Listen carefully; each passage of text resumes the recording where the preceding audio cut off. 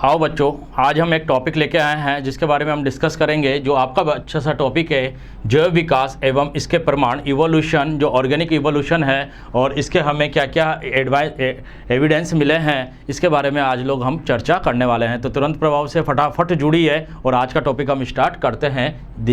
देखिए बच्चों, जैव विकास का मतलब सिंपल सा है, जीवों का क्या होना, विकास होना, यानी कि एक धीरे धीरे डेवलपमेंट होना। क्योंकि हमें कहीं जीवाश्म मिलते हैं जो हमें पता लगता है, जैसे डायनासोर है, कई वर्ष पुराना मिला है तो अब हमें वो पता लगा है। तो वो जो डेवलपमेंट हुआ, धीरे धीरे विकास हुआ, इसी को ही हमने क्या नाम दिया है, जैव विकास। और इसके क्या क्या एविडेंस मिले हैं उसके बारे में हम लोग चर्चा करेंगे। तो इसका सिंपल सी परिभाषा अगर हम बात करें तो आगे देखते हैं इसकी परिभाषा कि प्रारंभिक निम्न कोटि से, जो निम्न कोटि से थे सरल जीव, उनसे कर्मिक परिवर्तन से अधिक विकसित और जटिल जीवों का निर्माण होना। यानी कि जो सरल जीव थे, शुरू से हमें प्राप्त हुए थे, उन सरल जीवों से अधिक विकसित और जटिल जीवों का निर्माण होना क्या कहलाता है, जैव विकास या ऑर्गेनिक इवोल्यूशन कहलाता है। क्योंकि जीवों की उत्पत्ति जो हुई है, निम्न जीवों से जटिल जीवों की उत्पत्ति हुई है और यही उत्पत्ति क्या कहलाती है, जैव विकास कहलाती है। इसकी परिकल्पना दी गई, क्या क्या परिकल्पना इससे प्रस्तुत की गई। तो जैव विकास की परिकल्पना आपके कब गई थी, 19वीं सदी में प्रस्तुत की गई थी। जो जैव विकास की आपके क्या थी, परिकल्पना थी। इसमें क्या था कि इसमें अगर पूरे ब्रह्मांड का निर्माण अंतरिक्ष जैव विकास के द्वारा तथा पृथ्वी में जीव की उत्पत्ति का पदार्थ रासायनिक जैव विकास के फलस्वरूप हुई है। यानी कि इसमें बताया गया है कि पूरे ब्रह्मांड का निर्माण तो किसके द्वारा हुआ है, अंतरिक्ष जैव विकास के द्वारा हुआ है। और जीव जो पृथ्वी पर है, जो जीवन की उत्पत्ति हुई है, वह किसके द्वारा हुई है, रासायनिक जैव विकास के द्वारा हुई है। यानी कि इस तरीके से परिकल्पना प्रस्तुत की गई। और क्रमिक जो विकास, जो वर्तमान काल में विभिन्न जातियां उत्पन्न हुई है, धीरे धीरे विकास होते हुए, और यही परिकल्पना किसके अंतर्गत पढ़ी जाती है, जैव विकास के अंतर्गत पढ़ी जाती है। आगे अगर हम बात करें इसकी विकास की कि मौलिक कल्पना क्या दी गई, तो इसकी जो मौलिक कल्पना थी वो ये थी कि परिवर्तन के साथ अवतरण। इसका क्या है, जैसे कि धीरे धीरे परिवर्तन के साथ अवतरण का मतलब है कि धीरे धीरे आपके क्या होता गया, परिवर्तन होता गया, विकास होता गया और नई जाति की क्या हो गई, उत्पत्ति हो गई। तो इसी में यही लिखा रखा है कि इस परिकल्पना के प्रत्येक जीव जाति के लक्षणों में पीढ़ी दर पीढ़ी प्राकृतिक आवश्यकता अनुसार परिवर्तन होते हैं और जिससे कई वर्षों के पश्चात नई जाति का विकास हो जाता है। और यही क्रिया क्या कहलाती है, यही आपके जैव विकास कहलाती है, अर्थात परिवर्तन के साथ अवतरण। नेक्स्ट बात करते हैं कि इसकी विशेषताएं क्या है। जो परिवर्तन के साथ अवतरण की विशेषताएं जो आपके परिकल्पना दी गई है, इसकी विशेषताएं क्या है। इसकी विशेषताएं अगर हम सबसे पहले बात करें तो वातावरण के अनुसार ये क्या होती रहती है, बदलती रहती है। जैसे चेंज होता है वातावरण, परिकल्पना भी इसकी यो होती है, बदलती रहती है। ये क्या है, स्वयं को ढालने अतः अनुकूल क्षमता होती है, किसी भी स्थान पर स्वयं को ढालने और उसके वातावरण के अनुकूलन होने की क्षमता जो होती है। और यही विकास होता है जिससे जातियों में भी क्या होता है, परिवर्तन आता है। जैसे जैसे अनुकूलन बदलता है, जातियों का परिवर्तन भी बदलता है। किन्हीं दो द्रव्य वर्तमान में जीव जातियों, यानी कि भूतकाल में से एक ही पूर्वज से हुई होगी, अतः एक वंशीय इतिहास कहते हैं। किन्हीं दो जातियों का अगर उसकी जो पूर्वज है वह एक रहा है तो वह कौन सा कहलाएगा, एक वंशीय इतिहास कहलाएगा। आगे बढ़ते हैं। बदलती हुई वातावरणीय दशाओं की आवश्यकता अनुसार अनुकूलन शरीर के जटिल होना विकास का मौलिक प्रक्रिया है। जैसे जैसे वातावरण, एनवायरनमेंट बदल रहा है और वातावरण बदलने के साथ उसकी आवश्यकता भी बदल रही है, तो उससे क्या होता है, जटिल संरचना का निर्माण होता है और विकास भी कैसा होता है, मौलिक विकास होता है। तो विकास की मौलिक प्रक्रिया कौन सी है कि अनुकूल के अनुसार शरीर का भी जटिलता आना, यह एक विकास की मौलिक प्रक्रिया है। नेक्स्ट देखते हैं कि जैव विकास के समर्थन में हमें क्या क्या प्रमाण मिले हैं, क्या क्या प्रमाण प्रस्तुत हुए हैं, तो इनके बारे में हम लोग बात करते हैं। तो जैव विकास के चक्कर लगातार एक चलने वाली प्रक्रिया है, सतत चलती जाती है। क्योंकि जब जीवों का विकास होता है तो वह रुक रुक के नहीं होता, वह कंटिन्यूटी होता है, अर्थात लगातार वो क्या होता रहता है, चलती रहती है। जैसे कि क्या क्या प्रमाण मिले हैं, अर्थात पूरा जीव, अर्थात जीवाश्म विज्ञान के प्रमाण मिले हैं आपको, तुलनात्मक आकारिकी और शारीरिकी यानी एनाटॉमी और मॉर्फोलॉजी में प्रमाण मिले हैं, अवशेषी अंगों के प्रमाण मिले हैं, संयोजी कड़ियों के प्रमाण मिले हैं,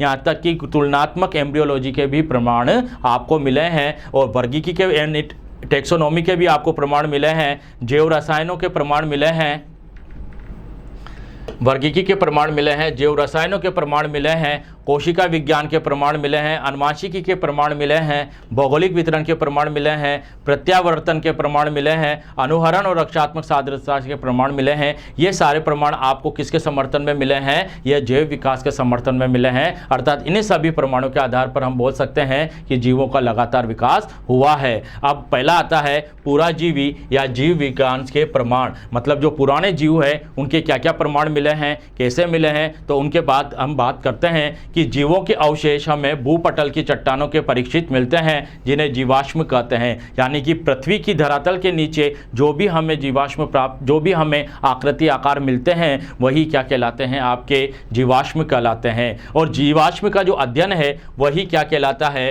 पुराजीवी विज्ञान कहलाता है। अर्थात जीवाश्म के आपके जो अध्ययन है उसको आप क्या नाम देते हो? पुराजीवी विज्ञान नाम देते हो। ये किसने बताया? क्यूवियर नामक वैज्ञानिक ने 1800 में बताया। यानी कि जीवाश्म पृथ्वी के धरातल तल पे उपस्थित अंदर दबे हुए जो भी आकार आकृति आपको प्राप्त होती है वो जीवाश्म कहलाती है, और इसके बारे में क्यूवियर ने बताया। जीवाश्मीकरण क्या है? यानी कि जीवाश्म के बनने की जो क्रिया होती है उसी क्रिया को आप क्या नाम दे देते हो? जीवाश्मीकरण कहते हो। अब जीवाश्म कितने प्रकार के होते हैं? ये कई प्रकार के होते हैं और के आधार पर निम्नलिखित प्रकार के होते हैं। पहला है अश्मीभूत जीवाश्म या प्रस्थितिकृत जीवाश्म। इसमें क्या होता है? यह जंतु और शरीर के जो कठोर भाग होते हैं वह क्या होते हैं? चट्टानों के नीचे दब जाते हैं, और चट्टानों के नीचे दबने पर उसकी आकृति उन पर अंकित हो जाती है, या फिर वह हमें वैसे के वैसे हमें कठोर रूप में प्राप्त होते हैं। वह जीवाश्म कौन से कहलाते हैं? प्रस्थितिकृत या अश्मीभूत जीवाश्म कहलाते हैं, जिसमें हमें ये कई प्रकार के मोलस्का के कवकोचों, आर्थ्रोपोडा के कंकाल, कशेरुकियों के दांत आदि जीवाश्म होते हैं। जो हमें आकृति कठोर होने के कारण मिलते हैं वह कौन से कहलाते हैं? अश्मीभूत जीवाश्म कहलाते हैं। दूसरे जीवाश्म होते हैं अपरिवर्तित जीवाश्म। इन जीव का जो शरीर होता है यह पूरे का पूरा शरीर हमें जीवाश्म के रूप में मिलता है। यानी कि उदाहरण जैसे कोमल शरीर युक्त कीट, मकड़ियाँ आदि, इनके जो है दबकर परिरक्षित हो जाती है, किसी चट्टान के नीचे दब जाती है और सुरक्षित हो जाती है और समय के अनुसार हमें प्राप्त होती है। तो जैसे पूरे शरीर प्राप्त होते हैं वह कौन से जीवाश्म कहलाते हैं? अपरिवर्तित जीवाश्म। जो तीसरा है साचा जीवाश्म। कौन सा है? साचा जीवाश्म, जिनकी आकृति किसी भी जब दबाव के कारण जिनकी आकृति उन जीवों पे पड़ती है और वह उनकी आकृति छप जाती है तो वह एक साचा रूप धारण कर लेती है। यानी कि क्या होता है? उनकी आकृति आदि के साँचे हो जाते हैं, और कभी कभी ये साँचे मूल जीव शरीर के स्थान पर खनिज पदार्थों से बनकर काष्ठ भी मिल जाता है। यानी कि वो के वही हमें साँचों के रूप में मिल जाते हैं जीवाश्म, तो वो कहलाता है साचा जीवाश्म। अगर हमें ये भी एक तरीके से साचा जीवाश्म का ही है ठप्पा जीवाश्म।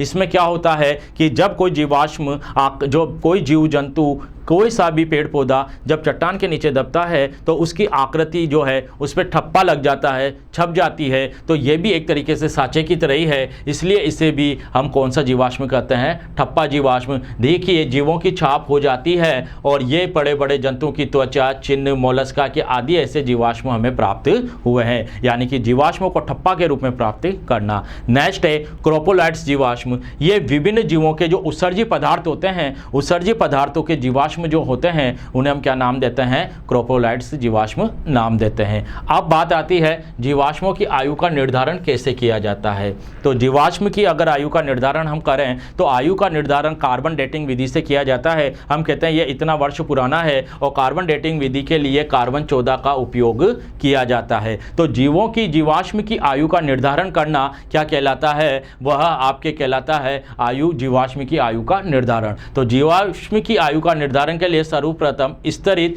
या तलहटी चट्टानों के उनके आयु का निर्धारण किया जाता है जिसमें जीवाश्म पाए जाते हैं। उन चट्टानों का निर्धारण किया जाता है जिसमें जीवाश्म पाए जाते हैं, और उसके बाद उनकी तो रेडियोधर्मी तत्वों की मात्राओं से इन आयु का निर्धारण किया जाता है। जैसे कार्बन 14 है, यूरेनियम 238 है, ये सब है रेडियो एक्टिव तत्व जिनकी सहायता से हम उसकी आयु का क्या करते हैं बच्चों? निर्धारण करते हैं। इसीलिए इसका जो अवधि कहलाती है वह क्या कहलाती है? विकिरण मात्रक अवधि कहलाती है। यानी कि जो रेडियो एक्टिव तत्व है उसके द्वारा किसी भी जीवाश्म के आयु का निर्धारण करना क्या कहलाती है? विकिरण मात्रक अवधि निर्धारण कहलाती है। जीवाश्म की आयु का निर्धारण करने के लिए कई विधियां हैं। जैसा मैंने बोला अभी कार्बन डेटिंग विधि है, इस तरीके से ये देखिए रेडियो एक्टिव सक्रिय कार्बन डेटिंग विधि, जिसमें कार्बन 14 का क्या किया जाता है, उपयोग किया जाता है। ये ऐसे लिखेंगे, कार्बन 14 का हम क्या करते हैं, निर्धारण करते हैं। और ये किसने बताया, WF लिबी द्वारा 1949 में खोजा गया था। और इसके द्वारा अर्ध आयु, कार्बन की अर्ध आयु काल कम होने के कारण इस विधि को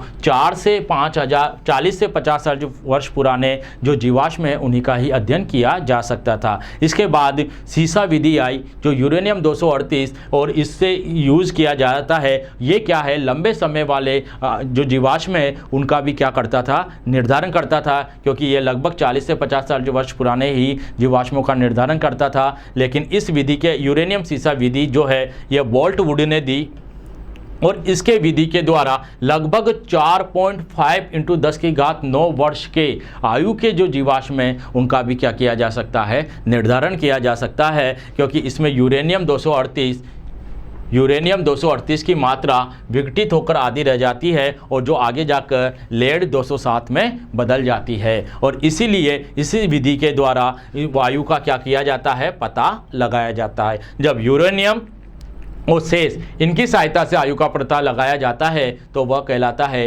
यूरेनियम सीसा विधि। और ये देने वाले वैज्ञानिक कौन थे, बोल्ट वुड। आगे देखते हैं कौन सी विधि है, तीसरी विधि है इलेक्ट्रॉन चक्रण अनुनाद विधि। इसमें क्या किया जाता है, ये एक प्रकार से नवीन विधि है, यह आधुनिक प्रक्रिया पर आधारित है। इसमें विकिरणों द्वारा परमाणु से निकले इलेक्ट्रॉन लेटिक्स में एकत्र हो जाते हैं और मुख्यतः चूने के पत्तम, कैल्शियम कार्बोनेट, कोरल, जीवाश्म दांत मोर कवचों की आयु का निर्धारण किया जाता है। यह एक विधि है जिसमें इसके इलेक्ट्रॉन के आधार पर इसके क्या किया जाता है, आयु का निर्धारण किया जाता है। इसलिए नाम ही क्या पड़ गया, इलेक्ट्रॉन चक्रण विधि। नेक्स्ट विधि है पोटेशियम ऑर्गन विधि। इसमें पोटेशियम और ऑर्गन का, रुबेडियम का उपयोग किया जाता है और इन्हीं के द्वारा विभिन्न कालों एवं प्रकारों की चट्टानों की आयु का निर्धारण किया जाता है। यानी कि रेडियो एक्टिव विधि में हम क्या करते हैं, पोटेशियम और रुबेडियम का उपयोग करके आयु का निर्धारण किया जाता है। इन सभी विधियों के द्वारा कार्बन डेटा विधि, सीसा विधि, लेड विधि, इलेक्ट्रॉन विधि, इन सभी विधि के द्वारा हम किसे क्या करते हैं, आयु का निर्धारण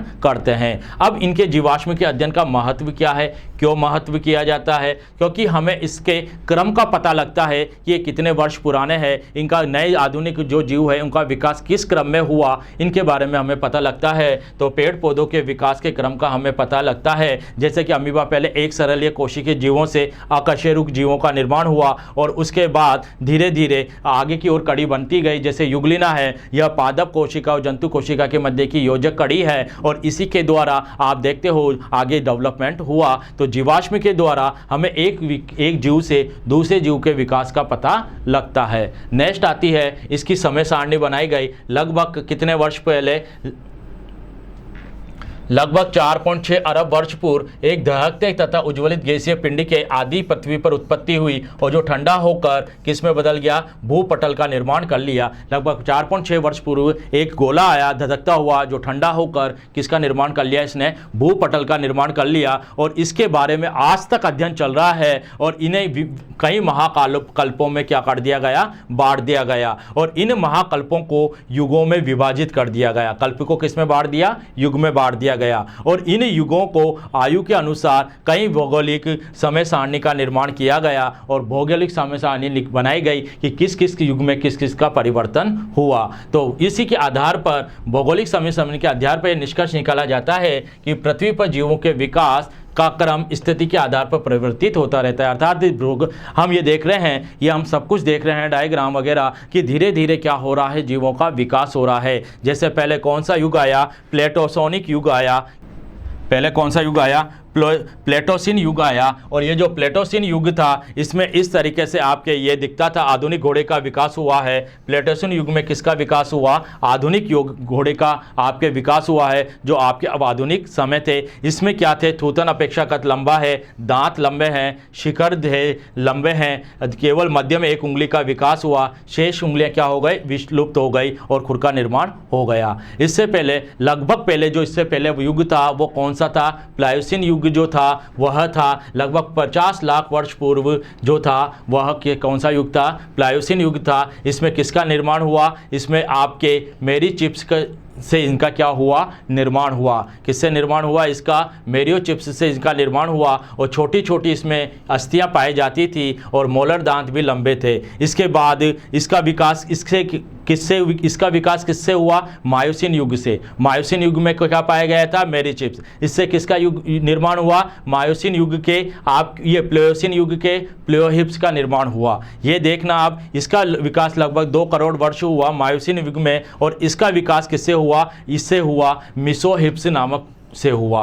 तो मेसोहिप्स से किसका विकास हुआ, मेरियोचिप्स का। किसका हुआ, मेरियोचिप्स का। मेरियोचिप्स से किसका निर्माण हुआ, प्लायोहिप्स का निर्माण हुआ। और इसका किससे निर्माण हुआ, इसका इयोहिप्स से निर्माण हुआ। तो इस तरीके से एक के बाद एक डेवलपमेंट होता गया। ये समय काल बदलते गए। देखो ये लगभग 2 से 10 लाख वर्ष पूर्व बना था। किससे बना था, इससे। ये लगभग कितने बार 50 लाख वर्ष पूर्व बना, ये किससे बना, मेरियोचिप्स से। ये लगभग कितने 3 करोड़ वर्ष पूर्व बना, किससे बना, इयोहिप्स से।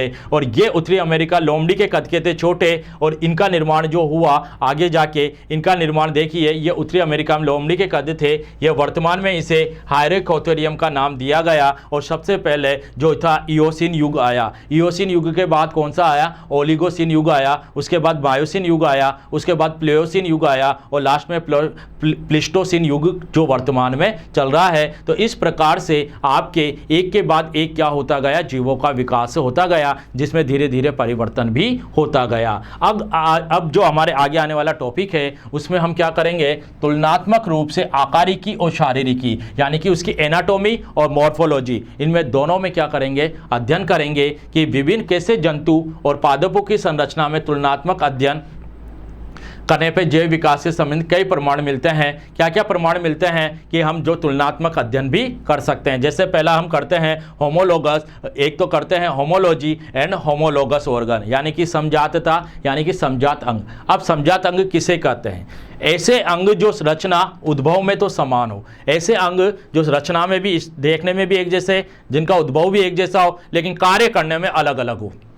तो ऐसे अंग जो रचना और उद्भव में तो समान हो लेकिन कार्य करने में अलग अलग हो, कौन से अंग कहलाते हैं, समजात अंग कहलाते हैं। और समजात अंग के बारे में सबसे पहले किसने बताया, रिचर्ड ओवन ने बताया। ये रिचर्ड ओवन ने क्या बोला कि विभिन्न जातियों के अंग जो भ्रूणीय विकास हो, भ्रूण के भागों में एक समान हो, लेकिन समजात अंग वे होते हैं कि वे वास्तविक रचना कार्य में भिन्न होते हैं। तो कुल मिलाकर अगर हम बात करें कि वे अंग जो संरचना, उत्पत्ति और उद्भव में तो एक समान हो, लेकिन सबके कार्य क्या हो, अलग अलग हो, तो वह अंग क्या कहलाते हैं, समजात अंग कहलाते हैं, जो कार्य की दृष्टि से भिन्न होते हैं। समजात अंग अलग अलग भागों में बांटे गए, कार्य की दृष्टि से भिन्न है तो इस प्रकार से अलग अलग बांटे गए। पहला है जातीय वृत्तीय समजात, दो भिन्न जातियों के मध्य पाए जाने वाली समजातता, मतलब दो अलग अलग जातियां हैं, उनके मध्य, जैसे घोड़े के अग्रपाद है और मनुष्य के हाथ है, हाथ में दोनों में समानता है, लेकिन घोड़े के अग्रपाद जो है वह चलने का कार्य करते हैं, वह दौड़ने का कार्य करते हैं, और मनुष्य के जो हाथ है वह क्या करते हैं,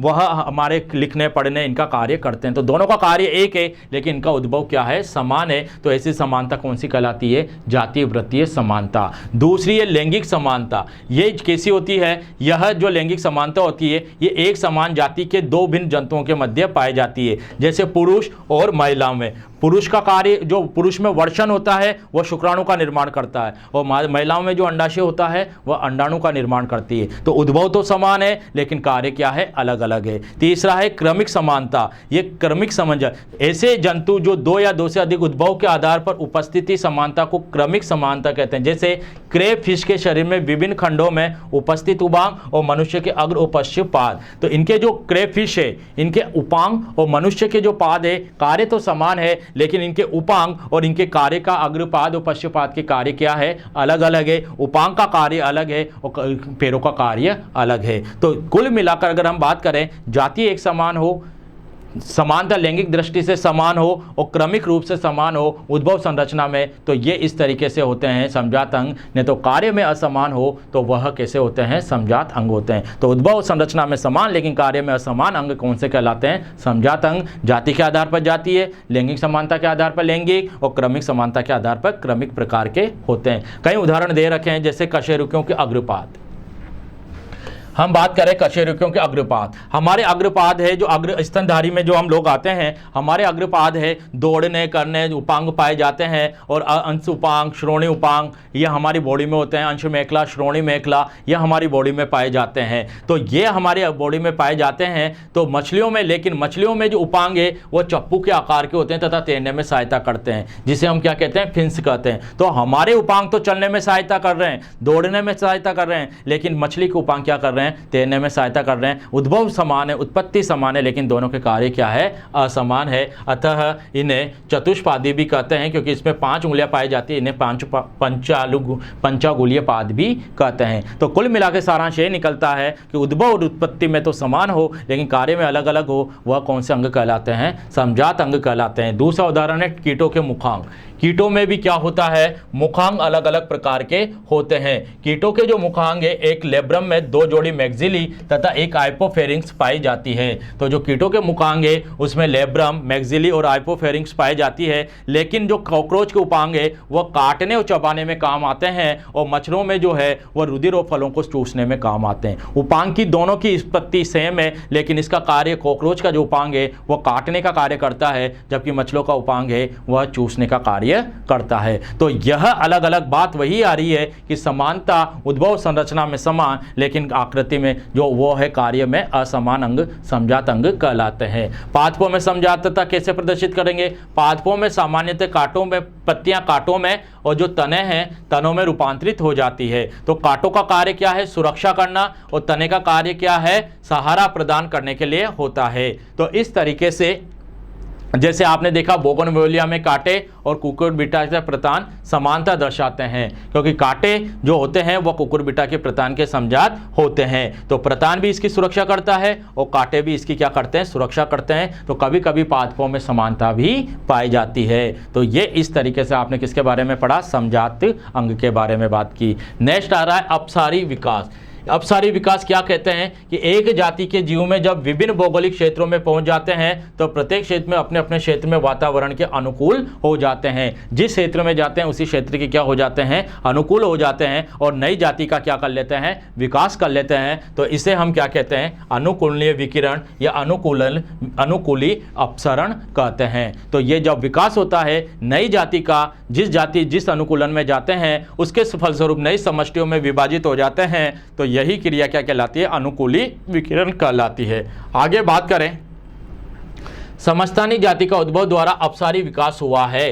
यानी कि जो समस्थानिक जातियां हैं उनका जब उद्भव हुआ तो अपसारी विकास हुआ, और एक ही जाति के जीवों में समष्टि विभिन्न विधियों से अपनाने के कारण गुणसूत्रों की संख्या में परिवर्तन के कारण कई प्रजातियों में विभक्त हो गई। तो गुणसूत्रों की संरचना में जैसे परिवर्तन होता गया, नई नई जातियों का निर्माण होता गया, क्योंकि नई जाति का निर्माण या तो जीन में या गुणसूत्र में किसी में भी परिवर्तन होता है तो नई जाति का क्या हो जाता है, विकास हो जाता है। जैसे उदाहरण देखिए डार्विन की फिंचे। डार्विन की फिंचे गेलोपस, ये जो गेलापेगोस जो एक द्वीप समूह है वहाँ पर यात्रा की थी इन्होंने, और उन्होंने वहाँ पर काली छोटी चिड़िया को देखा, और जितनी भी वहाँ किस्में पाई जा रही थी वह एक बीज बख्शी चिड़िया से विकसित हुई है। तो डार्विन की जो फिंचे हैं, डार्विन की फिंचे ने गेलापेगोस नामक एक द्वीप समूह पर यात्रा की थी। वहाँ पर इन्होंने काली छोटी चिड़िया को देखा, जिसको नाम ही क्या दे दिया, डार्विन की फिंचे। और इन्होंने बताया कि वहाँ जितनी भी किस्में हैं सबका विकास किससे हुआ है, बीज बख्शी चिड़िया से हुआ है। दूसरा आता है ऑस्ट्रेलियन मार्सुपियल। ये जो आर्सुपिलियन मार्सुपिलिया जादानी है, इसके मार्सुपियल का है ये शिशुधानी रखते हैं। क्या रखते हैं, ये शिशुधानी रखते हैं। और इनका भी अपसारी विकास का एक अच्छा उदाहरण है, क्योंकि जो मार्सुपियल जंतु है यह एक दूसरे के बिल्कुल विपरीत होते हैं, लेकिन इनके एक ही पूर्वज से ये क्या हुए हैं, विकसित हुए हैं, तथा ये सभी ऑस्ट्रेलिया महाद्वीप के अंतर्गत विकसित हुए हैं। तो इनके पूर्वज अलग है, लेकिन यह जातियां कैसी है, अलग अलग जातियां हैं। मार्सुपियल जाति में शिशुधानी पाई जाती है। तीसरा था स्तनियों में पाद, लिम्स। जो पादों की संरचना है स्तनियों में, वह भी एक प्रकार के अपसरण का ही उदाहरण है। इस प्रकार के पूर्वज से उत्पन्न अलग अलग जातियों के जीव समजात प्रकट होते हैं, क्योंकि इनमें अंगों की मूल संरचना समान होती है। क्योंकि इनके जो स्तनधारियों के पाद होते हैं, लिम्स होते हैं, वह एक समान संरचना के होते हैं, लेकिन आवासों के लिए अनुकूलित होने के कारण इनके कार्य बदल जाते हैं। संरचना तो समान है, लेकिन कार्य क्या हो चुके हैं, इनके बदल चुके हैं। तो स्तनियों के जो पाद की संरचना है वह उद्भव संरचना में तो समान है, लेकिन कार्य में क्या हो चुका है, बदल चुका है। इससे सिद्ध होता है कि वर्तमान में उपस्थित अनेक जातियों की उत्पत्ति किसी एक समान पूर्वज से हुई है जो उत्पत्ति और संरचना में समान है। आगे बात करते हैं समरूपता यानी कि समरूप अंग। बिल्कुल इसके अपोजिट चलते हैं, यह समरूपता। अब कार्य में तो एक समान अंग होंगे, लेकिन जात जो होती है वह अलग अलग होती है, जिसकी उत्पत्ति और कार्य जो इसकी संरचना कैसी होती है अलग हो, लेकिन कार्य एक समान हो, तो वह अंग कौन से कहलाते हैं, समरूप अंग कहलाते हैं। जैसे उत्पत्ति और संरचना तो भिन्न होती है, लेकिन कार्य और बाह्य आकार की समान होती है, समवर्ती अंग कहते हैं। अब समवर्ती अंग की बात करें तो इसे कई प्रकार के देखे जा सकते हैं। जैसे हम देख सकते हैं तितली और टेरोडॉक्टाइल। सबसे पहले हम बात करें तो किसकी बात करते हैं, तितली और टेरोडॉक्टाइल की बात करते हैं। ये जो तितली, टेरोडॉक्टाइल और पक्षी तथा चमगादड़ में पंख, सबका जिनके भी पंख है, इनके सबके पंख क्या कार्य करते हैं, उड़ने में। लेकिन देख लो सबकी संरचना या उद्भव अलग अलग है। एक समान दृष्टिगत होते हैं, किंतु इनकी संरचना में अंतर होता है। तितली के पंख काय के बने होते हैं, काइटिन के, और इधर से हम बात करें तो इसी तरह से काइटिन के बने होते हैं। और यदि हम टेक्टाइल के पंख की बात करें और धड़ पिछले पादों के मध्य विकसित विस्तार त्वचा से निर्मित होते हैं। जो टेरोडॉक्टाइल है वो तितली के पंख काइटिन के होते हैं, टेरोडॉक्टाइल के पंख किससे होते हैं निर्मित, त्वचा से होते हैं। और पक्षियों के जो अग्र पंख है, पाद है, उनसे पिच्छों से निर्मित होते हैं। जबकि चमगादड़ में किससे होते हैं, अग्र पादों की 4 उंगलियों तथा धड़ के बीच फैली हुई त्वचा से निर्मित होते हैं। तो सबकी उत्पत्ति और संरचना क्या हो रही है, अलग अलग हो रही है, लेकिन सब पे कार्य क्या है, एक समान है। तो जिनकी सबकी उत्पत्ति संरचना अलग अलग है और कार्य एक समान है, अतः इन्हें कौन से अंग कह दिया, समवर्ती अंग। तो बात वही आती है जिनकी उत्पत्ति समान हो लेकिन कार्य अलग अलग हो। जैसे मधुमक्खी और बिच्छू, डंक के समान कार्य है कि ये सब डंक मारने का कार्य करते हैं, चूषण का कार्य करते हैं। लेकिन जो बिच्छू का डंक है इसके अलग उत्पत्ति है, मधुमक्खी का डंक है इसकी अलग उत्पत्ति है। तो ये सब अलग अलग कार्य करते हैं। जैसे एक और उदाहरण दे रखा है, मछलियों के पंख, वेल, चप्पू सभी क्या करते हैं, तैरने का कार्य करते हैं, लेकिन इनकी मूल संरचना क्या नहीं होती है, समान नहीं होती है। क्योंकि मछलियों के पंख जो है फिन रेज से निर्मित होते हैं, जबकि वेल के जो पंख है ये पंचांगुली के पादों से निर्मित होते हैं। तो देख लो पंख का कार्य सेम है, लेकिन उत्पत्ति और संरचना कैसी हो रही है बच्चों, अलग अलग है। तो इसका सभी उदाहरण यही सारांश देते हैं कि इनकी उत्पत्ति और संरचना तो समान लेकिन कार्य अलग अलग होते हैं। नेक्स्ट विकास पढ़ते हैं अब, अभिसारी विकास। अभी तक हमने बात किया था अपसारी विकास, अब हम बात करेंगे अभिसारी विकास। अभिसारी विकास क्या होता है समझने के लिए कि एक ही वातावरण में रहने के कारण विभिन्न जीवों में आकारिकी में क्या हो गया, प्राकृतिक चयन के प्रभाव से अनुकूलन परिवर्तन हो गए। उनकी आकार ही बदल गई है, उसकी एनाटॉमी बदल गई है एक ही वातावरण में रहने के कारण। अतः इस प्रकार की समानता को समरूपता या इस प्रकार के परिवर्तन को अभिसारी अनुकूलन कहते हैं। एक ही समान वातावरण में रहने के कारण विभिन्न वर्गों के जीवों के आकार में प्रकृति चयन के प्रभाव के कारण असमान अनुकूलन परिवर्तित होते हैं। यानी जो प्रकृति चयन करती है, क्योंकि आपको पता है प्रकृति में जीवित रहने के लिए उसके चयन उसके अनुकूल होना जरूरी है। तो यह अभिसारी विकास क्या है कि विभिन्न वर्गों में जीवों की आकारिकी में प्रकृति चयन के प्रभाव के फलस्वरूप समान अनुकूलन परिवर्तन होते हैं। इससे समरूपता को क्या कहते हैं, अभिसारी अनुकूलन कहते हैं। जैसे कीटों और पक्षियों के भांति पंखों का विकास होना है ना, कीटों में भी पक्षियों के भांति पंख बन गए, एक ही जाति के हैं। जलीय जीव अपनाने के कारण वेल, सील आदि, समुद्री में मछलियों आदि में किसका विकास हो जाना, अभी इसके पंखों का विकास हो जाना, सभी में पंख बनने लगे ताकि वो तैर सके। आगे देखते हैं ऑस्ट्रेलिया मार्सुपियल में शिशुदानी तथा अपरास्तनी में अभिसारी विकास को भी देखा गया है। यानी कि सभी में धीरे धीरे एक ही वातावरण में रहने के कारण परिवर्तन हुआ है।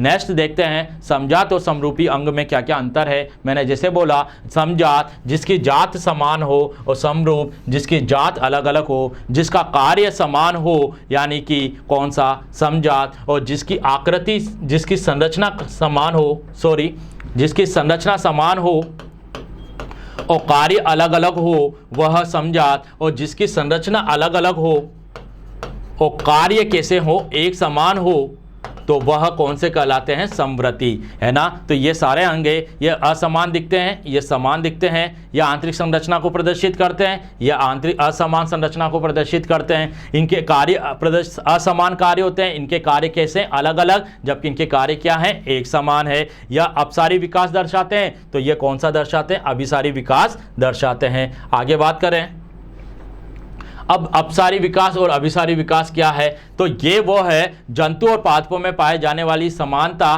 से ज्ञात होता है कि विकास समान पूर्वजों से हुआ है। अगर एक विकास जो होता है वो समान पूर्वजों से माना गया तो वह कौन सा विकास? अपसारी विकास। और यदि एक समान वातावरण में लेकर अलग अलग परिवर्तन हो जाए अनुकूलन तो वह कौन सा विकास? अभिसारी विकास कहलाता है। तो ये हमने देखे विकास। अब हमें क्या क्या प्रमाण मिले हैं विकास के, तो उन प्रमाणों के बारे में हम लोग बात करते हैं। जंतुओं के शरीर में विकसित अस्पष्ट निष्क्रिय अंग पाए जाते हैं जो हमारे काम के नहीं है। हमारी बॉडी में भी कई अवशेषी अंग पाए जाते हैं जो हमारे किसी काम के नहीं आते। उन्हें अंगों को हम क्या नाम देते हैं? अवशेषी अंग देते हैं। और ये जंतुओं में भी होते हैं और पादपों में भी पाए जाते हैं। शरीर में देखो कितने 100 से अधिक अवशेषी अंग पाए जाते हैं। जैसे कौन कौन से हैं?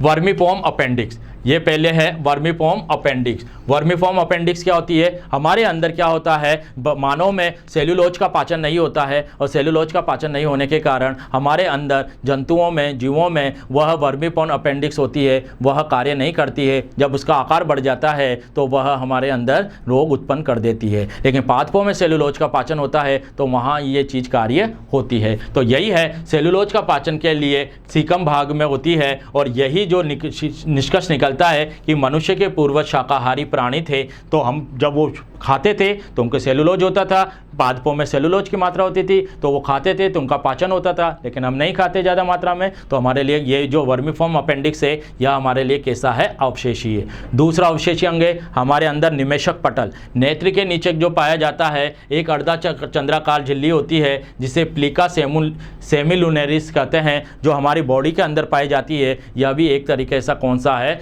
यह भी हमारे अंदर अवशेषी अंग है। तीसरा अंग है पूंछ। मनुष्य में पूंछ नहीं होती है। पहले कशेरुक पाई जाती थी जो मेरुरज्जु का भाग होकर निचली आकार में बढ़ जाती थी, इसलिए हमारे पूर्वज में पूंछ पाई जाती थी। हमारे अंदर पूंछ नहीं होती है, लेकिन नवजात शिशु में छोटी सी पूंछ दिखाई देती है क्योंकि हमारे पूर्वज में पाई जाती थी, लेकिन हमारे अंदर अवशेषी है। कर्ण पल्लव की पेशियां, ये जो हमारे अंदर कान की है, हमारे कर्ण पल्लव है, ये भी हमारे अंदर कौन सा है? अवशेषी अंग है, क्योंकि हम इसमें श्रवण शक्ति में इसका किसी भी प्रकार से उपयोग नहीं होता है। क्योंकि पहले हमारे मनुष्य अपने कान हिलाने में असमर्थ होता है, फिर भी मनुष्य में यह संरचना के रूप में पाई जाती है। तो ये भी कौन सा अंग है? अवशेषी। हमारे जो थर्ड अक्कल डार्ड होती है, थर्ड विजडम टीथ होता है, यह भी हमारे अंदर, अक्कल डार्ड भी अवशेषी अंग है क्योंकि इसका भी हमारे अंदर उपयोग नहीं होता है। हमारी बॉडी पर जो रोम पाए जाते हैं, बाल पाए जाते हैं, यह भी हमारे अंदर कैसे हैं? अवशेषी के रूप में है, क्योंकि हमारे अंदर बाल का भी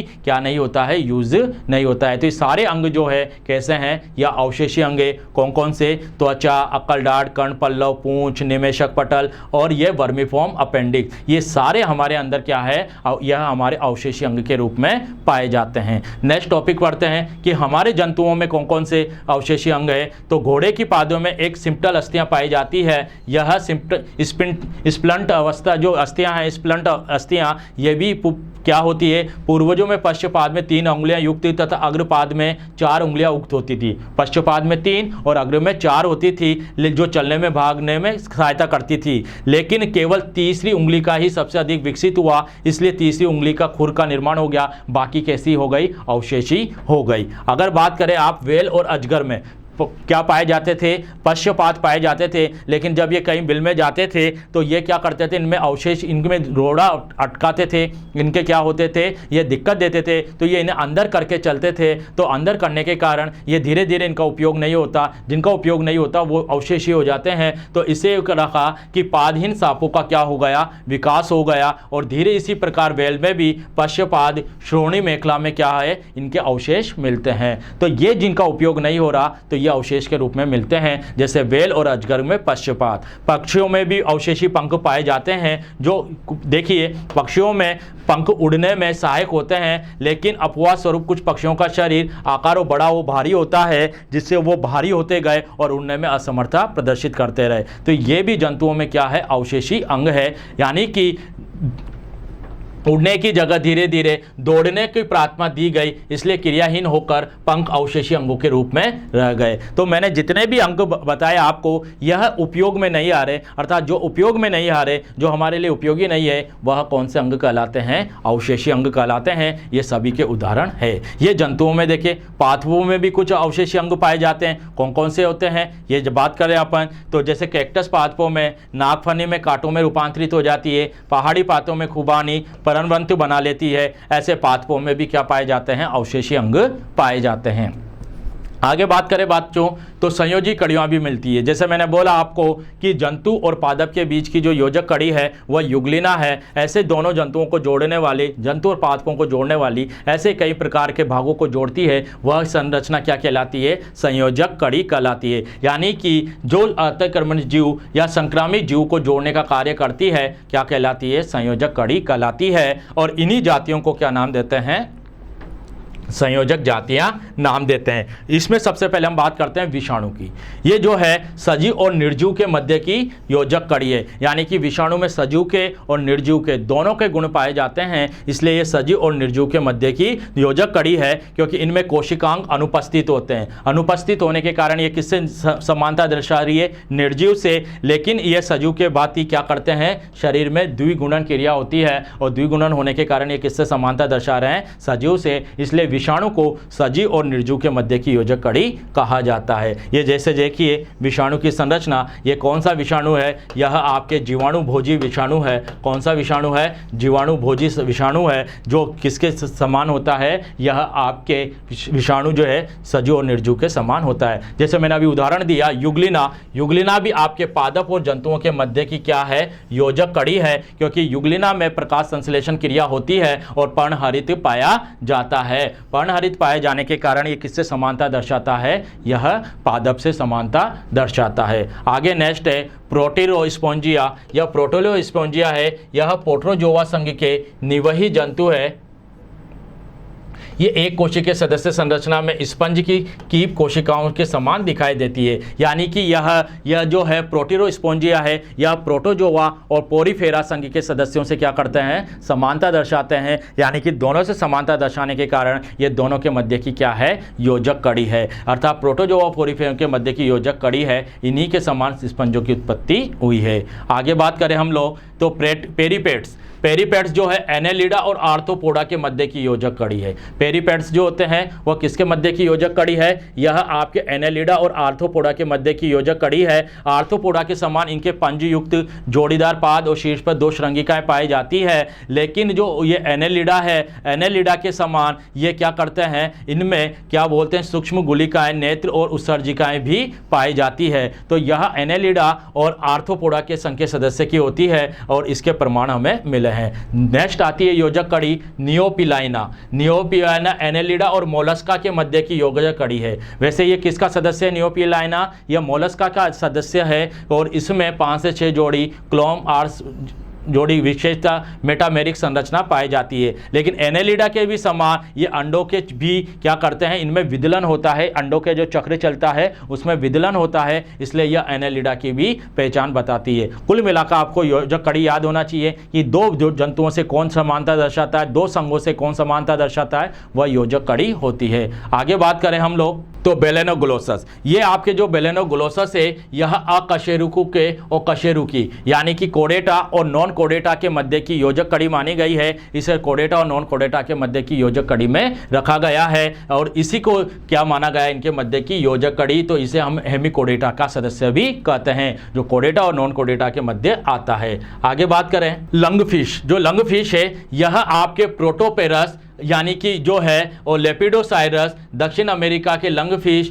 नियोसिडोरस, ऑस्ट्रेलियन लंगफिश को मछलियों तथा उभयचर के मध्य की योजक कड़ी मांगी गई है। जो लंगफिश है यह एम्फीबिया और पिसीज यानी मछली वर्ग और उभयचर मेंढक वर्ग के मध्य की क्या मानी गई है? इसे योजक कड़ी मानी गई है। लंगफिश जो है इसका जो हृदय है मछलियों के सामान्यतः मछलियों के समान होता है, लेकिन इसका हृदय कैसा होता है? त्रिकोष्ठीय होता है, इसलिए इसको किसके समानता दर्शाई गई? इसको उसमें रखा गया, किसमें? उभयचर जंतु में रखा गया। आगे बात करें एक्डिना और प्लेटिपस। किसकी बात करें? एक्डिना और प्लेटिपस। तो जो आपके एक्डिना और प्लेटिपस है ये भी आपके किसकी जातियां है, सरीसृप और मैमेलिया के मध्य की योजक कड़ी है। तो एक्टिना और प्लेटिपस जो है आपके यह रेप्टिलिया वर्ग और मैमेलिया वर्ग, इन दोनों के लक्षण रखने के कारण इनके मध्य की योजक कड़ी मानी गई है एक्टिना और प्लेटिपस। कैसे क्या क्या वर्ष है, ये सरीसृप के समान क्या पाए जाते हैं, इसमें कोलेका पाए जाते हैं और इनमें कर्ण, पल्लव, गर्भाशय, योनि आदि अंग नहीं होते हैं,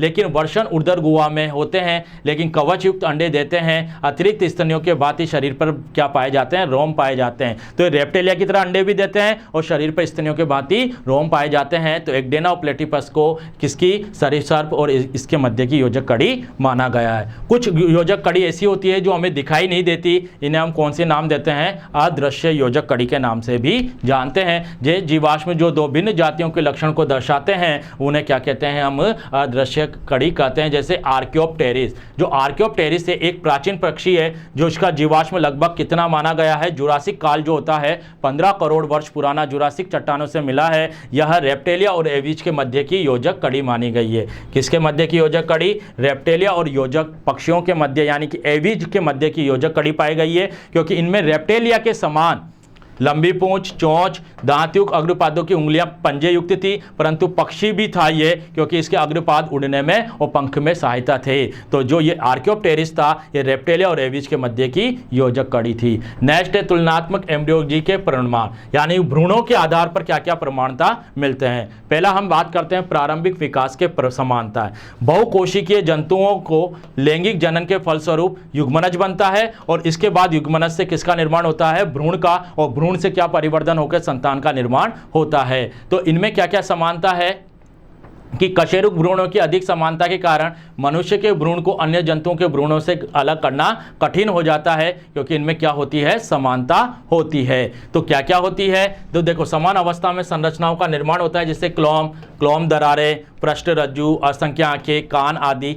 पृष्ठ रज्जु के स्थान पर कशेरुक स्तंभ मल्टीपल कॉलम का निर्माण होता है। अंगों की उत्पत्ति और अंग कलिकाओं से होती है। जैसे कि अगर हम बात करें सेलामेंडल या किसी अन्य उभयचर के भ्रूण को क्लोम और क्लोम दरारें की उपस्थिति होती है, क्योंकि इनमें टेडपोल लार्वा बनता है। मछली में भी समान जलीय होते हैं क्योंकि क्लोम बनते हैं, लेकिन मनुष्य तो जलीय नहीं है ना। तो मनुष्य जलीय नहीं है, तो इनके अवशेषी क्लोम और क्लोम दरारें क्या होते हैं, उपस्थिति के प्रमाण, ये अवशेष के रूप में रहते हैं। भ्रूण का परिवर्तन सेम है, लेकिन इनमें क्या होता है, मनुष्य में ये सब चीजें क्लोम दरारें अवशेषी के रूप में पाई जाती है। इसलिए सभी कशेरुक का विकास मछली के समान पूर्वजों से ही होना माना गया है, लेकिन अलग अलग स्थिति होती है। नेक्स्ट आता है पुनरावृत्ति सिद्धांत अथवा बायोजेनेटिक नियम। मानव के जो भ्रूण है उसका जब अध्ययन किया जाता है, ज्ञात हुआ कि सबसे पहले मछलियों के भ्रूण आए, क्लोम दरारें पाई गई, उनमें पूंछ और एक आलिंद और एक नीले पाया गया। इसके बाद क्लोम दरारें बंद हो गई तथा हृदय में भांति त्रिवेशमी हो गया और इसके हृदय में 4 वेशमी हो गया और अन्य लक्षण दिखाई दिए, स्तनियों जैसे हो गए। धीरे धीरे भ्रूण का विकास होने लगा। पहले एक कोष्ठीय, पहले क्या हुआ, एक द्विवेशमी हृदय पाया गया, फिर त्रिकोष्ठीय पाया गया और लास्ट में मनुष्य में आते आते चतुर्वेष्टीय क्या हो गया, आपके हृदय का निर्माण हो गया। इससे क्या प्रमाणित हुआ, इससे यह सिद्ध हुआ कि प्रत्येक अपने भ्रूणीय प्रवृत्ति काल में उन सभी प्रवस्थाओं से गुजरता है जिन प्रवस्थाओं से गुजर के उनमें पूर्वजों का निर्माण हुआ है। यानी कि सभी एक ही अवस्था से गुजरते हैं, लेकिन सबका निर्माण अलग अलग होता है। लेकिन पूर्वज कैसे होते हैं, एक होते हैं। जो निम्न सिद्धांत दिए गए, इसके अध्ययन के बाद भ्रूणीय का अध्ययन किया और वॉन बेयर नामक एक वैज्ञानिक था जिन्होंने इसको सिद्धांत को प्रस्तुत किए। इन्होंने बताया कि जंतु में भ्रूण में विशेष लक्षणों, सामान्य लक्षण दिखाई देते हैं जो मिलती जुलती निम्न वर्गीय जातियों में भी उपस्थित होते हैं। सामान्य लक्षणों में पहले अधिक सामान्य, बाद में कैसे होते हैं, कम सामान्य होते हैं। भ्रूणीय परिवर्तन के दौरान जंतु में मिलती जुलती जातियों के लक्षण भी पाए जाते हैं। किसी जंतु के भ्रूणीय युवा प्रवस्थाएं मिलती जुलती निम्न वर्गीय भ्रूणीय प्रवस्था काफी समान होते हैं, यानी कि जो इनके लक्षण होते हैं वो कैसे होते हैं, समान होते हैं। नेक्स्ट आता है आपके, इसी ने बताया कि बेयर ने जो बताया कि जो ये समान भ्रूणीय अवस्था के जो पूर्वों में भ्रूणावस्था में जो समान लक्षण होते हैं, और इसे ही नियम को इसने क्या नाम दे दिया, बायोजेनेटिक नियम नाम दे दिया, यानी कि बायोजेनेटिक नियम कहा गया। इनके अनुसार अर्थात प्रत्येक व्यक्ति की जो होता है एक ही रास्ते से गुजरता है और उसकी जातीय वृत्ति क्या होती है, बार में पुनरावृत्ति होती है। यानी कि इनके जो भ्रूणीय विकास है, जो पूर्वज है, वह बार में वैसे लक्षणों में दोहराते हैं। इसलिए वर्तमान काल में सिद्धांत को पुनरावृत्ति सिद्धांत भी कहते हैं, क्योंकि सभी की पुनरावृत्ति एक साथ होती है। नेक्स्ट आगे बढ़ते हैं। प्रतिगामी कायांतरण। प्रतिगामी कायांतरण क्या होता है? एसिडियन जंतुओं के लार्वा में संघ कोडाटा के क्या पाए जाते हैं? लक्षण पाए जाते हैं। तो एसिडियन जो जंतु है उसका जो लार्वा है उसमें कोडेटा के लक्षण पाए जाते हैं, तो उनमें धीरे धीरे कायांतरण भी होता है, परिवर्तन होता है, वो अल्प विकसित तथा स्थानबद्ध वयस्क का निर्माण हो जाता है और कायांतरण के बाद पृष्ठरज्जु नीरज्जु मायोटॉम्स विलुप्त हो जाते हैं। यह कायांतरण कौन सा कहलाता है? प्रतिगामी कायांतरण। जो धीरे धीरे डेवलपमेंट होता है और मनुष्य के समान होता है, वही कोडेटा के समान, वो कौन सा कहलाता है? प्रतिगामी कायांतरण। आगे अगर हम बात करें चीरभ्रूणता, नियोटेंसी। चीरभ्रूणता क्या होती है कि कुछ जंतुओं के लार्वा में ही जनन अंगों का निर्माण हो जाता है, लार्वा से ही जनन अंग बन जाते हैं, यानी कि पहले ही जनन अंगों का निर्धारण हो जाता है, तो वह क्या कहलाती है? चीरभ्रूणता कहलाती है। अतः लार्वा द्वारा वयस्क के समान जनक की क्रिया क्या कहलाती है? लार्वा में जनक के समान क्रिया होना क्या कहलाती है? चीरभ्रूणता कहलाती है। अब वर्गीकी के क्या प्रमाण मिले हैं टेक्सोनोमी के? तो विज्ञान की वह शाखा जिसमें जंतुओं पादपों के वर्गीकरण, नामकरण, उसके रहने का, पहचान आदि का जब अध्ययन किया जाता है तो वह क्रिया क्या कहलाती है? वर्गीकरण कहलाती है। और इसको भी समानता और असमानता के आधार पर कई भागों में बांटा गया है, तभी तो वर्गीकरण आया। तो समान संरचना आकार वाले एक साथ रहते हैं, एक जाति के सभी जंतु एक समान रहते हैं, परंतु दूसरी जाति के सभी जीव अलग अलग रहती है। इसी कारण इसमें देखना समान गुणों में से एक बना, पहले वंश बना, वंश के मिलने से किसका निर्माण हुआ? कुल बने, और कुल के मिलने से आगे जाके गण बने, और गण से क्या बने? संघ बने, और संघ संगठित होकर एक जगत का निर्माण करते हैं। तो टेक्सोनोमी में भी एक पूरा एक वंश बनता है। इस एक के बाद एक प्रमाण के आधार जीवों का विकास हुआ, जिसे हमने क्या नाम दे दिया? वंश वर्ष नाम दे दिया। पहले सभी को पहले धीरे धीरे डेवलपमेंट हुआ, जाति, जाति से वंश, वंश से गण, गण से वर्ग, वर्ग से संघ, संघ से प्रजाति, पूरा वंश बन गया। इसी के आधार पर हमने क्या नाम दे दिया उसको? वंश वर्ष नाम दे दिया। आगे बात करें जैव रसायन तथा शरीर के विज्ञान के प्रमाण। हमारे जो जैव रसायन है उस शरीर विज्ञान में उसमें क्या क्या प्रमाण मिलते हैं उनके बारे में हम लोग बात करते हैं। तो भिन्न भिन्न जैवों के जैव रासायनिक अध्ययन से जैव विकास के प्रमाण मिले हैं। जब जैव रसायनों का अध्ययन किया गया तो कई प्रमाण मिले हैं, जैसे प्लोकिन और बोल्ड नामक आधुनिक वैज्ञानिक थे जिन्होंने जंतु की कार्य की और रासायनिक से भी जैव विकास को सिद्ध किया है। इन्होंने कुछ प्रस्तुत किए हैं जो निम्न है, जैसे जीव द्रव्यों का रासायनिक संयोजन। प्रारंभिक जीवों से लेकर जटिल स्तनियों तक जंतुओं में आपस में कोई समानता नहीं पाई जाती, उनके प्रोटोप्लाज्म एक समान नहीं होते थे, परंतु सभी के जीव द्रव्य और रासायनिक संयोजन कैसे होने लगे? लगभग समान होने लगे। तो प्रारंभिक जीवों से लेकर जटिल जीवों तक जंतुओं में कोई समानता नहीं थी। बस समानता कहाँ नजर आई कि उन सभी के जीव द्रव्य कैसे हो गए? एक समान हो गए।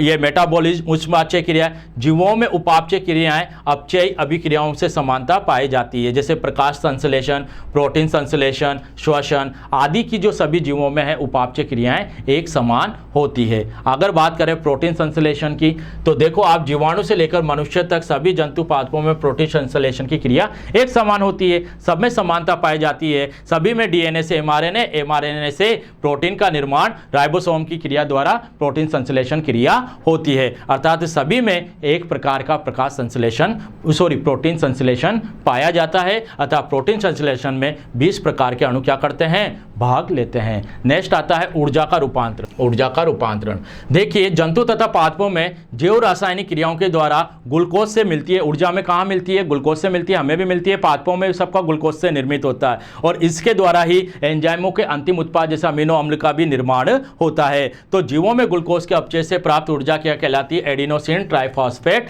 कहलाती है, जिसे एटीपी के रूप में संचित होता है। हमारे अंदर ऊर्जा किस रूप में होती है? एटीपी के रूप में। और पादपों में भी ग्लूकोज से अन्य मुक्त ऊर्जा होती है और कई सारी क्रियाएं होती है। तो ऊर्जा का भी क्या होता है? रूपांतरण होता है। नेक्स्ट आता है एंजाइम। देखो बच्चों, कार्बोहाइड्रेट पाचक एंजाइम है जो स्पंजों से लेकर स्तनधारियों तक उपस्थित विकास का प्रमाण देती है। पाचक एंजाइम में उपस्थित एक प्रमाण है जो कार्बोहाइड्रेट है, ये सब में होता है, और इसमें ट्रिप्सिन प्रकार के प्रोटीन पाचक एंजाइमों को प्रोटोजोआ से लेकर मैमेलिया वर्ग तक सब में ट्रिप्सिन नामक प्रोटीन पाई जाती है। नेक्स्ट आता है न्यूक्लिक अम्ल। सभी जीवों में डीएनए तथा आरएनए से बने न्यूक्लिक अम्ल पाए जाते हैं। नेक्स्ट आता है हार्मोन। तो थायरोक्सिन हार्मोन, जो आपके थायरोक्सिन हार्मोन है, इस हार्मोन जो है कशेरुकियों में भी पाया जाता है और इसकी संरचना कार्य सभी जीवों में क्या होती है, समानता होती है। जैसे गाय में थायरोक्सिन को मनुष्य के थायराइड अनियमितता दूर करने के लिए प्रयोग किया जाता है। हार्मोन जो होते हैं सभी में समान होते हैं, तो एक दूसरे में क्या किया जा सकता है, उनका प्रयोग किया जा सकता है। ब्लड की संरचना, सभी में जो रक्त होता है वह एक समान पाया जाता है, उसमें वर्णक अलग अलग हो सकते हैं, लेकिन सभी कशेरुकियों जंतुओं में रुधिर की संरचना कैसी होती है, एक समान होती है। यह किसने बताया, रिचर्ड और ब्राउन ने बताया कि सभी में हीमोग्लोबिन के अध्ययन से ज्ञात हुआ कि मनुष्य में हीमोग्लोबिन, चिंपैंजी में और कपियों में भी क्या पाया गया, हीमोग्लोबिन पाया गया। रुधिर वर्ग सब में ABO पाया जाता है, अर्थात सभी में क्या होता है, मनुष्य में रुधिर वर्ग भी एक समान होता है। नेक्स्ट आता है साइटोक्रोम C। यह एक शोषण रंजक है जो यूकेरियोटिक कोशिकाओं में पाया जाता है। मनुष्य और चिंपैंजी में पाए जाने वाले साइटोक्रोम C भी समान होते हैं, तो यह यूकेरियोटिक कोशिका में भी पाए जाते हैं और न्यूरोस्पोरा में भी पाए जाते हैं, अर्थात इनमें भी साइटोक्रोम C जो वर्णक है एक प्रकार से समान होते हैं। अब ये क्या है, लास्ट आती है तुलनात्मक सीरम विज्ञान, कंपेरेटिव सीरोलॉजी। इस प्रक्रिया में क्या होता है कि जो कशेरुक जंतु है उन कशेरुक जंतुओं की जातियों का क्या करना होता है, अध्ययन किया जाता है, अर्थात कोडेटा संघ की जातियों का अध्ययन किया जाता है और उनके रुधिर के सीरम का निर्माण करते हैं। उनके रुधिर से किसका निर्माण करते हैं, सीरम का निर्माण करते हैं, जैसे मनुष्य का सीरम। अब मनुष्य के सीरम का प्रयोगशाला जैसे गिनपिंग, सफेद चूहा, खरगोश शरीर में प्रवेश कराने में किया जाता है, क्योंकि इसमें उपस्थित प्रोटीन उपरोक्त जंतुओं के रुधिर में प्रतिजन के भांति क्या करती है, कार्य करती है और इसमें प्रतिजन प्रतिरक्षा का निर्माण हो जाता है और इस प्रकार रुधिर के सीरम का निर्माण क्या कहलाता है, एंटी सीरम कहलाता है। तो मनुष्य के रक्त से भी एंटी सीरम का निर्माण किया जाता है। जैसे आनुवांशिक संकेत, समस्त जीवों में आनुवांशिक संकेत के लिए डीएनए पाया जाता है और डीएनए के अंदर क्या पाए जाते हैं, नाइट्रोजन क्षारक पाए जाते हैं और यह नाइट्रोजन क्षारक ही है आनुवांशिक अणु कहलाते हैं और इन्हीं की सात्रा से पैतृक लक्षण जो पैतृक गुण है वह लक्षण संतति में प्रवेश करते हैं। कोशिका विज्ञान के क्या क्या प्रमाण मिले हैं यह हम देखते हैं। एक सेकंड, कोशिका विज्ञान के अगर हम प्रमाण देखें तो कई प्रमाण हमें प्राप्त हुए हैं। समस्त जीवों की कोशिकाओं की संरचनात्मक संगठन लगभग एक समान होता है, समान संरचनाओं के कारण पूर्वजता के प्रमाण मिले हैं। यानी कोशिका विज्ञान से हमें क्या प्रमाण मिले हैं कि समस्त जीवों की जो संरचनात्मक शक्ति है वह एक समान होती है और जीव द्रव्य संगठन कार्बन, हाइड्रोजन, ऑक्सीजन भी जीव द्रव्य में कार्बन, नाइट्रोजन, ऑक्सीजन, फ्लोर ये जो उपस्थित होते हैं ये भी एक साथ एक समान होते हैं। सभी जंतुओं की कोशिकाओं का शरीर संरचनात्मक और कार्यात्मक इकाई एक समान होती है। कोशिका संरचनात्मक और क्रियात्मक इकाई का कार्य करती है। जेनेटिक पदार्थ डीएनए और आरएनए सभी जीव कोशिकाओं में पाए जाते हैं और जेनेटिक कोड में भी समानता पाई जाती है। इस तरीके से सभी जीवों में समानता मिलती है। नेक्स्ट प्रमाण हमें मिले हैं किससे, भौगोलिक वितरण से। पृथ्वी की परिवर्तन मानचित्रण जो भौगोलिक क्षेत्रफल है इससे भी हमें कई प्रकार के प्रमाण मिले हैं जिनसे जंतु समूह और पादप समूहों का क्या हुआ है, विकास हुआ है। सबसे पहले देखा जाए तो यूथेरिया है। कौन आए, यूथेरिया है। सबसे पहले अगर हम बात करूं तो किसकी बात करूं, यूथीरिया। सबसे पहले यूथीरिया है, यह उत्पत्ति पूर्व मध्यवर्ती मिसोजोइक कल्प से मानी जाती है। इसके महाकल्प में प्रोटोथीरिया फिर मार्सुपिलिया जैसे निम्न श्रेणी के स्तन समस्त विश्व में पाए जाते थे। इस समय ऑस्ट्रेलिया एशिया महाद्वीप से जुड़ा था तथा ऑस्ट्रेलिया से टूटकर अलग होने के कारण ऑस्ट्रेलिया को छोड़कर पूरा पृथ्वी में यूथेरिया हो गए। पहले ऑस्ट्रेलिया में पाए जाते थे, जैसे अलग हुए वह पूरे देश में फैल गए। उसके बाद डार्विन की फिंजे, डार्विन की फिंजे पहले एक ही स्थान पे पाई जाती थी। ये जो गैलाप्स ये आपके जो गैलापेगोस महाद्वीप है वहाँ पाई जाती थी। लगभग 20 से 22 मिलती जुलती पाई जाती थी, लेकिन यह आकार धीरे धीरे वातावरण के अनुसार अनुकूलित होने लगे और यह नई एक जाति में परिवर्तित हो गई। तो इस तरीके से भी यह पाई जाती है। आगे बात करें, अमेरिका द्वीप समूह में चमगादड़ तथा अन्य चिड़ियों की कुछ ऐसी प्रजातियां देखने को मिली है जो डार्विन के निम्न निष्कर्ष दिए गए। इसमें बोला कि किसी भी जीव जाति की किसी एक क्षेत्र विशेष में केवल एक ही बार उत्पत्ति होती है, एक ही बार वो अनुकूल होता है, वापस वो उसके अनुकूल नहीं होता है। सदस्यों की संख्या में वृद्धि होने पर सदस्य चारों ओर से फैलते हैं। जैसे सदस्य बढ़ते हैं सारे वातावरण में, वायुमंडल में फैल जाते हैं और नए स्थानों पर पहुंचकर अपनी नई जाति का क्या कर लेते हैं, निर्माण कर लेते हैं और इन्हीं परिवर्तन नई जातियों की उत्पत्ति होती है। जो भौगोलिक क्षेत्र कौन से हैं,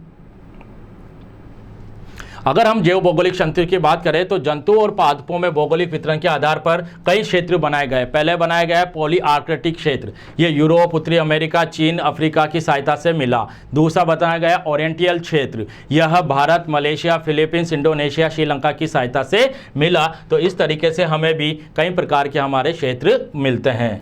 नेक्स्ट आता है नियोट्रॉपिक क्षेत्र। नियोट्रॉपिक क्षेत्र मध्य एशिया और दक्षिण अमेरिका, वेस्ट इंडीज के द्वीप समूह से हमें मिले हैं। तो नियोट्रॉपिकल क्षेत्र कहाँ मिले हैं? मध्य दक्षिणी अमेरिका और वेस्ट इंडीज से हमें मिले हैं। आगे बात करें आनुवंशिकी के प्रमाण, किसकी बात करें? आनुवंशिकी के प्रमाण। तो आनुवंशिकी में गुणसूत्रीय अध्ययन के द्वारा जैव विकास के प्रमाण प्रस्तुत किए जा सकते हैं। यानी कि आनुवंशिकी में गुणसूत्रों का जब अध्ययन किया जाता है तो उनके संरचना और जीन्स में परिवर्तन के द्वारा हमें कई आनुवंशिकी प्रमाण मिले हैं कि एक ही जीव जाति के सदस्यों के मध्य पाए जाने वाले लक्षण की विभिन्नता तथा व्यक्तिगत जीन प्रारूप में अंतर के कारण होती है। तो जब भी नई जाति की उत्पत्ति होती है वह गुणसूत्रों या जीनों में परिवर्तन के कारण होती है। तो एक ही जाति के जीन समूह में क्या होती है? अलग अलग विभिन्नता पाई जाती है, जिसे हम क्या कहते हैं? कैरियोटाइप।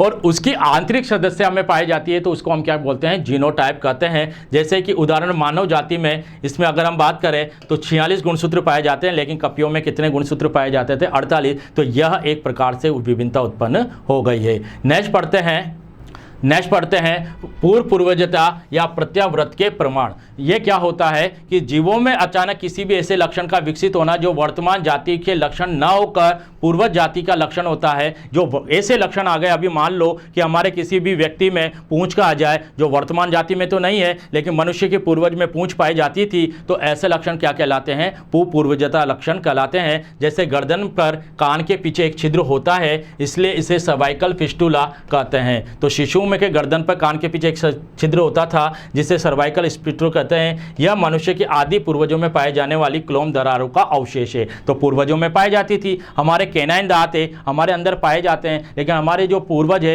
उनमें मांसाहारी होते थे, तो वह मांस को खाते थे, तो उनमें विकसित होते थे, वह सर्वभक्षी होते थे, इसलिए वो मांसाहारी होते थे, इसलिए उनके विकसित होते थे। यानी कि वह आधुनिक मानव तो सर्वभक्षी थे, लेकिन अभी हमारे अंदर विकसित नहीं है, लेकिन उनमें विकसित होते थे। तो ये भी एक उदाहरण है। नेक्स्ट है अनुहरण या रक्षात्मक सादृश्यता के प्रमाण। सजीवों के अपने आसपास पर्यावरण के अनुरूप समानता पाई जाती है जो जंतु पादप किसी अजैविक सादृश्यता को प्रदर्शित करती है और शत्रुओं से अपनी सुरक्षा करती है। और इसी के आधार पर यानी कि घातक जीवों के अनुहरण करते हैं और आत्मशक्ति दूसरे जीव की प्राकृतिक वस्तु समरूपता या रक्षात्मक अनुहरण कहलाता है। तो रक्षात्मक अनुहरण किसे कहते हैं? कि यह अपने विषैले अपने जो अंगों है जिनके द्वारा अपनी खुद की सुरक्षा करते हैं, तो वह क्या कहलाता है? रक्षात्मक अनुहरण कहलाता है। जैसे परिणाम कीट में हरे रंग का पत्ती के समान होता है और डेट लीफ बटरफ्लाई के पंखों की निचली सतह पर सूखी पत्ती जैसी प्रतीत होती है। जब तितली किसी टहनी पर बैठती है तो दोनों पंखों के नीचे